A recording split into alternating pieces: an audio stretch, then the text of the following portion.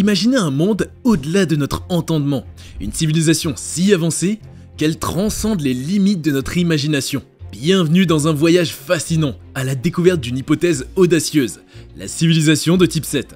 Dans ce scénario digne de la science-fiction, nous allons plonger dans un univers où les lois de la physique et de la technologie sont redéfinies, où le temps et l'espace sont malléables et où l'humanité se hisse au rang de créateur d'univers. Vous serez immergé dans un voyage au-delà des frontières de la réalité, où l'impossible devient possible et où l'avenir de notre compréhension de l'univers est suspendu au fil. Restez jusqu'à la fin pour découvrir cet univers. L'échelle de Kardashev, qu'est-ce ?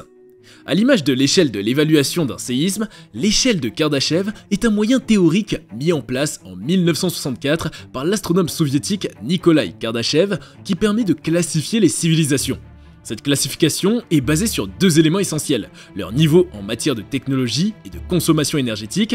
L'échelle a d'ailleurs été adoptée par les futurologues malgré toute la polémique autour de l'existence de civilisations extraterrestres. Pour en revenir à l'histoire, cette échelle a été exposée pour la première fois dans un article présenté lors de la conférence Biurakan de 1964. Dans cet article intitulé en anglais Transmission of Information by Extraterrestrial Civilization, on y retrouve une classification des civilisations en trois types. La civilisation de type 1. La civilisation de type 1 définit une société qui puise son énergie des ressources de la planète où elle réside, mais qui n'a pas encore exploité pleinement son potentiel en matière d'efficacité énergétique. Cette phase correspond essentiellement à notre société actuelle. Bien que nous ayons mis au point des technologies pour exploiter l'énergie des combustibles fossiles, de la chaleur terrestre et même de l'énergie éolienne grâce aux éoliennes, nous ne sommes pas encore en mesure d'exploiter toutes les ressources énergétiques de la Terre de manière optimale. C'est un fait. En réalité, et selon ce niveau de civilisation, nous manquons encore des moyens technologiques nécessaires pour tirer le meilleur parti de ces ressources, et il est également difficile de le faire de manière responsable sans pour autant causer de dommages environnementaux considérables. Pour illustrer, l'extraction et l'utilisation du pétrole ont toujours un impact négatif sur notre environnement. On imagine donc avec une profonde désolation qu'il faudra probablement encore attendre environ un siècle avant que l'humanité n'atteigne le stade de civilisation de niveau 2. Cette échéance dépendra malheureusement en grande partie de la rapidité avec laquelle nous développons des technologies innovantes et plus efficaces pour exploiter l'énergie de manière durable. La civilisation de type 2.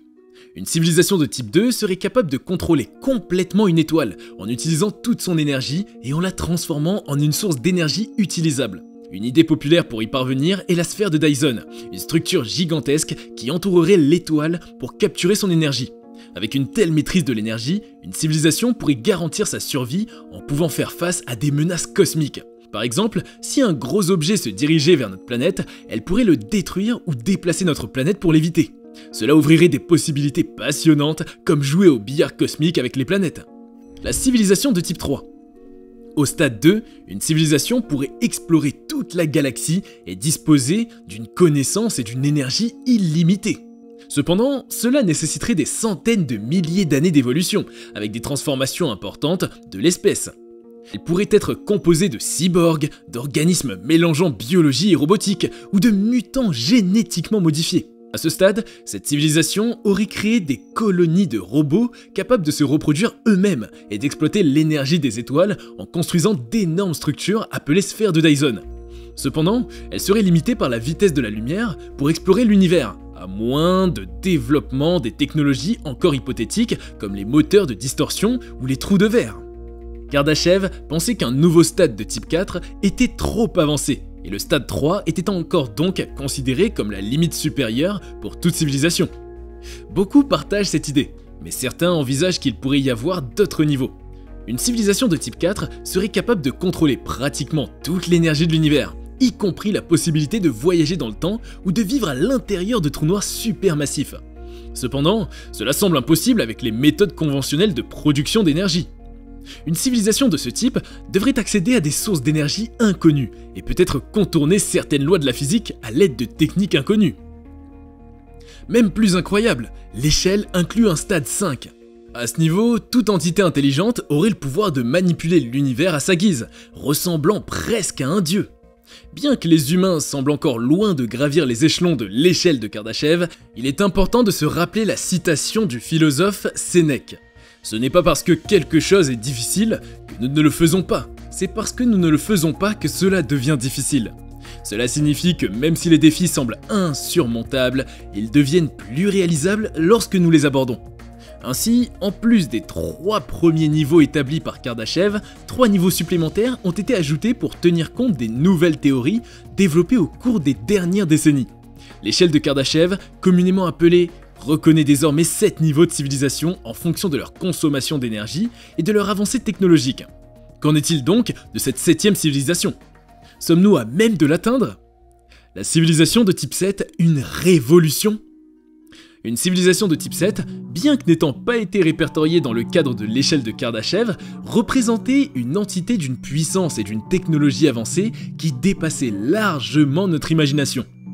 Pour appréhender ne serait-ce qu'une fraction de ce à quoi une telle civilisation pourrait ressembler, il est impératif d'adopter une perspective de réflexion radicale, remettant en question profondément notre compréhension actuelle des principes scientifiques, de la technologie et même de la nature même de la réalité. Tout ceci a l'air bien complexe, mais vous allez comprendre. Je vous explique. Cette civilisation transcendait non seulement les limites de notre capacité de compréhension, mais elle remettrait également en question les fondements mêmes de notre savoir actuel. Assez simple, elle évoluerait au-delà des concepts de la physique, de la biologie et de la technologie telles que nous les connaissons, défiant ainsi les frontières de notre imagination. Il serait nécessaire de réinventer notre façon de penser et de concevoir la réalité pour seulement tenter d'entrevoir les potentialités de cette civilisation hypothétique. Dans cette perspective, il serait primordial de reconnaître que toute tentative de description d'une civilisation de type 7 est en réalité une exploration dans le domaine de la conjecture pure, car notre cadre conceptuel actuel est totalement insuffisant pour saisir les prouesses technologiques, les connaissances et les capacités qu'elle pourrait détenir. Cette civilisation évoluerait au-delà des frontières de notre compréhension et nécessiterait une remise en question profonde et une réinvention de nos paradigmes scientifiques et philosophiques. Au niveau du type 6, une civilisation serait donc déjà capable de contrôler des systèmes solaires entiers, de manipuler des étoiles et de voyager à travers la galaxie. Une civilisation de type 7 irait bien au-delà de cela.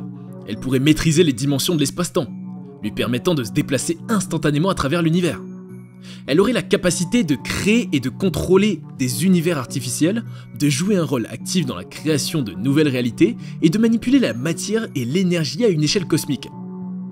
L'une des caractéristiques les plus étonnantes d'une civilisation de type 7 serait sa capacité à voyager dans le temps, à influencer le passé et le futur. Elle pourrait éventuellement créer des boucles temporelles, explorer des réalités alternatives et résoudre des énigmes cosmiques depuis des époques révolues. Cette maîtrise du temps serait à la base de ses incroyables scientifiques avancés et de sa compréhension profonde de l'univers. Une telle civilisation ne serait pas limitée par les lois de la physique telles que nous les connaissons actuellement. Elle pourrait contourner les contraintes de la vitesse de la lumière, manipuler la gravité à sa guise et exploiter des sources d'énergie inconnues. Sa technologie serait si avancée qu'elle semblerait presque magique pour nous, les observateurs de niveau technologique inférieur.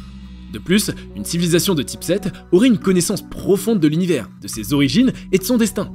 Elle pourrait explorer les mystères de l'existence, comprendre les lois fondamentales de la réalité et peut-être même découvrir d'autres formes de vie ou d'intelligence à travers les dimensions. Cependant, avec un pouvoir aussi immense, vient une grande responsabilité. Elle devrait faire preuve d'une sagesse incommensurable pour éviter des conséquences catastrophiques. Elle pourrait influencer le destin de l'univers lui-même, ce qui impliquerait une responsabilité morale et éthique sans précédent. Pour finir, une civilisation de type 7 demeure une pure conjecture, une exploration de l'extrême limite de ce que nous pouvons imaginer en termes de science et de technologie.